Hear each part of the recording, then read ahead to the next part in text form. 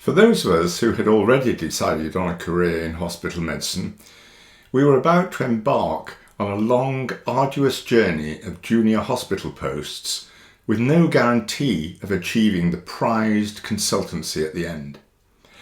The progression was from house jobs through senior house officer, registrar and senior registrar, but the process was not guaranteed. Once the position of consultant was achieved, security was assured, unless you slept with a patient, raped the matron, or said something unpleasant about someone in a position of power. It is no surprise that the gaining of a consultant post led to the popping of many champagne corks. The first year after qualification was spent in pre-registration house jobs, at the end of which doctors achieved full registration with General Medical Council, unless something went horribly wrong. 6 months was spent in general surgery and 6 months in general medicine.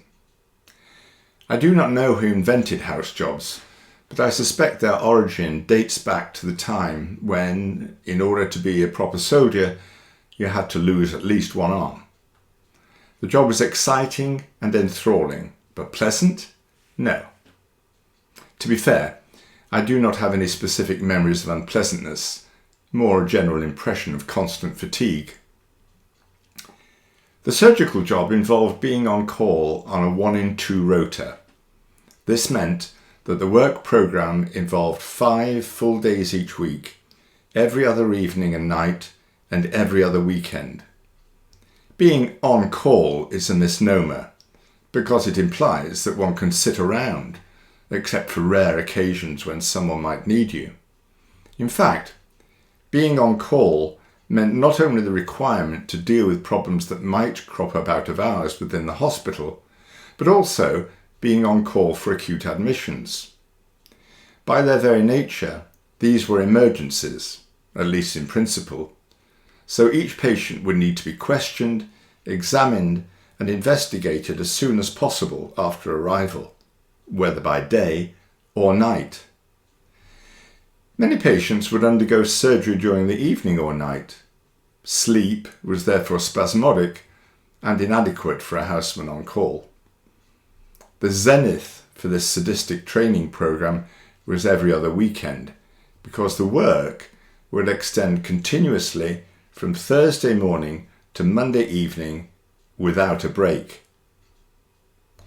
A few months into my first house job, the government brought in so-called extra duty payments, or overtime, for junior doctors. Payments were allowed, at standard rate, for any time worked in excess of 108 hours per week. And the surprising fact is that I discovered that virtually every week I had worked easily enough hours to claim overtime. The claim form had to be signed by one's consultant, so it was wise to check that their approach to junior staff had advanced, at least partially, into the 20th century.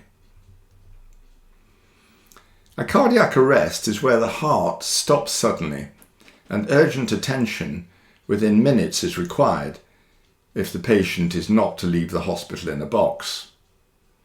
As junior houseman, I formed part of the team that was called when a cardiac arrest occurred in the hospital. At 3 a.m, the telephone rang in my on-call room. It did its best, largely unsuccessfully, to rouse me from sleep. I don't remember picking it up, but I must have done. "Dr. Sagar," said somebody, "cardiac arrest, ward 4. "Oh, really? When?" I said. "Now, Dr. Sagar, now." Inevitably, part of the emergency calls involved visits to the coronary care unit. The job of the staff nurses there, most of the time, seemed to me to involve sitting staring at a monitor that displayed the pulse, blood pressure, and electrical activity of the heart, or lack thereof, depending on the current health of the patient. There were usually 4 of these young women huddled around the screen at any one time, all wearing the dark brown uniform of the staff nurse grade and refusing to smile. It was hard not to draw analogies with bees round a honeypot.